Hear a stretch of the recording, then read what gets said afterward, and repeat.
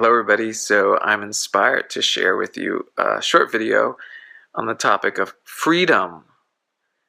Freedom has been on my mind in more ways than one, in anticipation of an upcoming retreat titled Weekend of Freedom Retreat in Colorado, for which everyone is welcome and invited to join us. I will be joined with mighty companions and other ACIM teachers like David Hoffmeister, Gary Renard, Maria Felipe, Lloyd Corborn, Dave Fishman, and a few others. And so in contemplating this upcoming retreat, the idea of freedom has come to mind, and what that is. What is freedom? And for me, I used to think that freedom was the ability to basically do what I want, when I want, and how I want. In fact, that was the definition of success I had adopted after going to an event, Tony Robbins' event. Tony was sharing his definition of success, which was to be able to do what you want, when you want, and how you want it. And that sounds very freeing. In our mind, we hold a self-concept or an image of ourselves free to do what we want, when we want it, and how we want it. There is a perceived liberation for this me, this separate self-concept, in this idea that I can do what I want, when I want, and how I want. And there's a thought that with that comes a sense of happiness and peace. And so for many years, that was my focus. If I can just get the resources, if I can acquire what I need to accomplish this idea of doing what I want, when I want, and how I want, then I will be happy and I will be free because I can do what I want, when I want, how I want. And certainly people like Tony Robbins and many other symbols that are very affluent certainly represent the freedom that comes with the resources and acquisitions that they have. But that is actually a trap. And it is not what ultimately brings freedom, because even if we accomplish, or I can accomplish, gathering the resources and whatever I need to be able to do what I want, how I want, when I want, even though I would have that, or I could have that, or someone has that, I'm still at the effect of the body, of being a person. I'm still at the effect of being this separate entity, separate from others, separate from God, separate from Source, separate from love. I'm still at the effect of what the body experiences. So even though there's an achievement of sorts where the body or the person can seemingly travel as they please, travel the world, make impulse purchases without thought or worry, make things happen or manifest things in the world,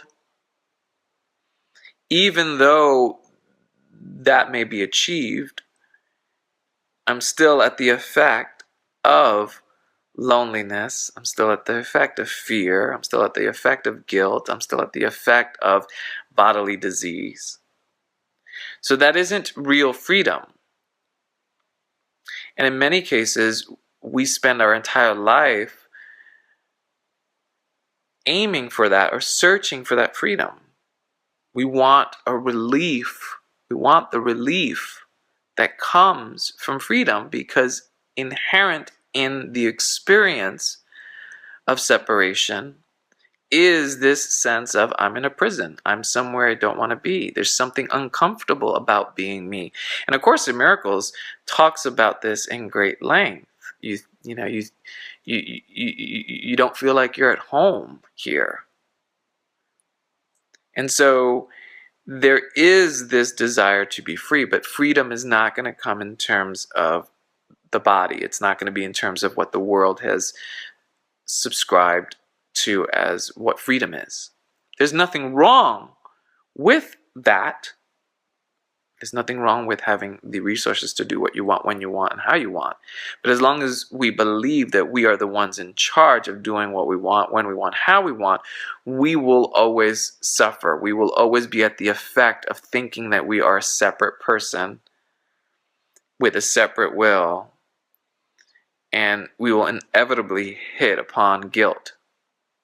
So even if we can do what we want, there's a good chance we're going to make choices and decisions that affect other people, for which then we will feel guilty about.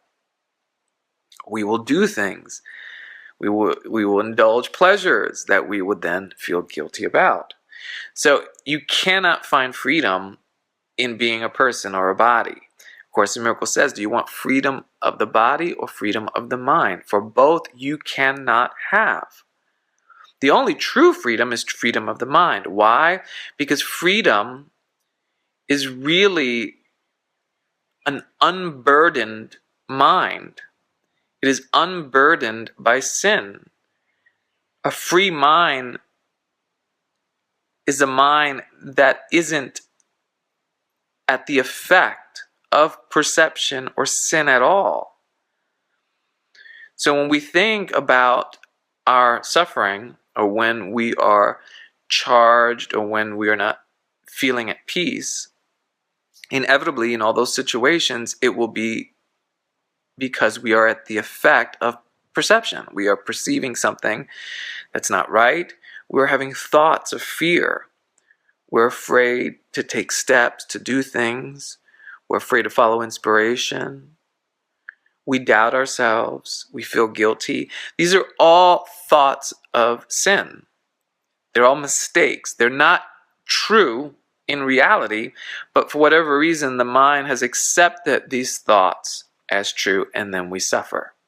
Freedom is not at the effect of those thoughts. So that's really what freedom is. It's a free mind. It looks, watches without judgment, which is basically the definition of forgiveness. To look and watch without judgment. So freedom is a complete experience on the level of mind. It has nothing to do with the body.